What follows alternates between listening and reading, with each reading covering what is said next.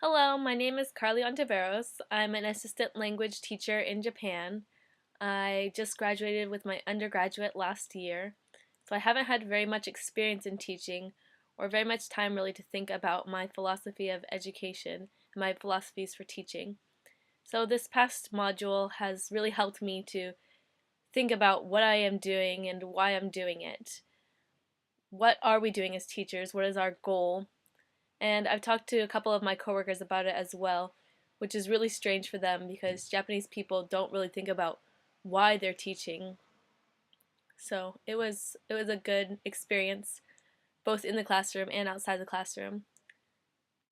So I took the surveys that were in the syllabus, and according to those surveys, I fall under more of a progressivist view towards education, but also under the existentialist view for education. I found it quite enlightening to be able to go in and read the different quotes and different works by the philosophers who share really the same views that I do on education, or who actually founded those views on education. So for this assignment, I read the John Dewey's My Pedagogic Creed that he wrote in 1897. A few quotes that really stood out to me were when he said, "I believe that education is a process of living and not a preparation for future living. I believe that the school must represent present life as real and vital to the child that which he carries on in the home, in the neighborhood, or on the playground. I believe this is really true because our students, this is part of their life. It isn't like life is separate from school. School is a way to teach them how to live on their own when they get older, but it is a way to teach them how they're supposed to be living their lives in the present as well." And also for existentialism, I was looking at a lot of Maxine Green's work. She is an amazing lady. If you ever get any time, you should read some of her work. So a couple of things that really stood out to me. She said that a teacher's job is to provoke our students to break through the limits of the conventional and the taken for granted. We ourselves have to experience break with what has been established in our own lives. We have to keep arousing ourselves to begin again. All depends upon a breaking free, a leap, and then a question. I would like to claim that this is how learning happens, and the educative task to create situations in which the young are moved to begin to ask, in all tones of voice there are, why? And that's really my goal with my students, is to keep them questioning and asking why, and to help them to become more autonomous so that they can learn inside the classroom as well as outside the classroom, and to start thinking for themselves instead of just listening to what the teacher says and writing it down and repeating it back, which is the normal Japanese school style in most schools.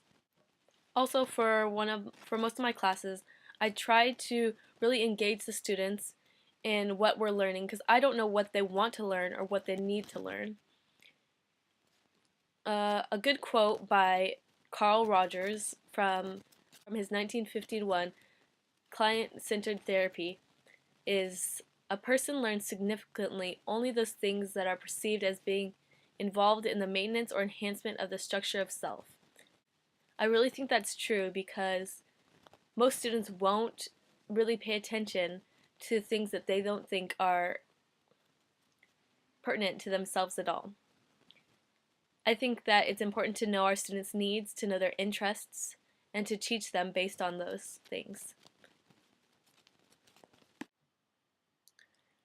For the progressive viewpoints, I really agree with that the classroom management should be a democratic process. And I really think that the teacher should be the guide for the classroom and the facilitator rather than just the god or the king of the classroom. And I think that most evaluations should be formative and not summative.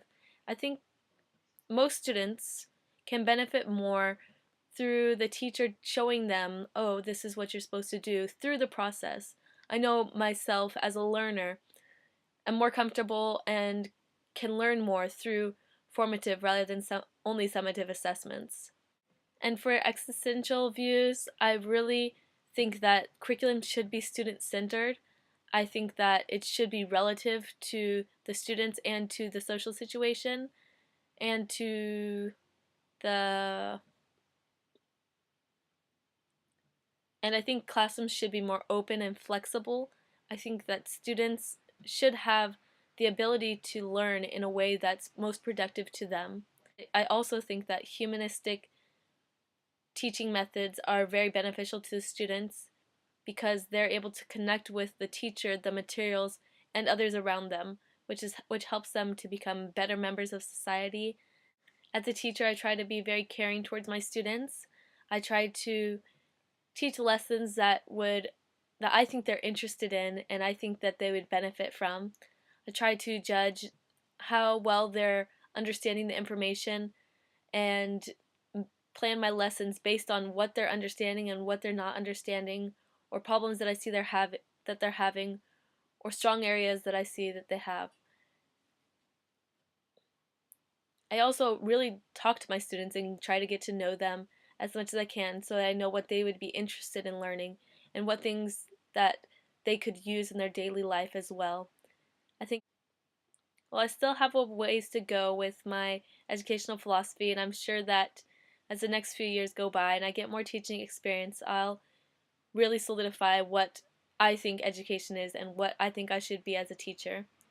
But for now, this is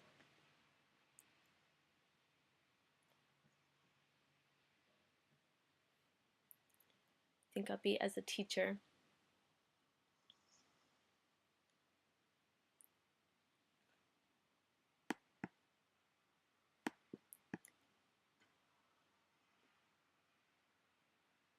But this module has really helped me to think about what options and what possibilities there are for the just a this module has helped me to think about what different possibilities there are for philosophies of education and the different things I need to consider when I'm teaching my students. I hope you guys all learned as much as I did through this lesson. Thanks!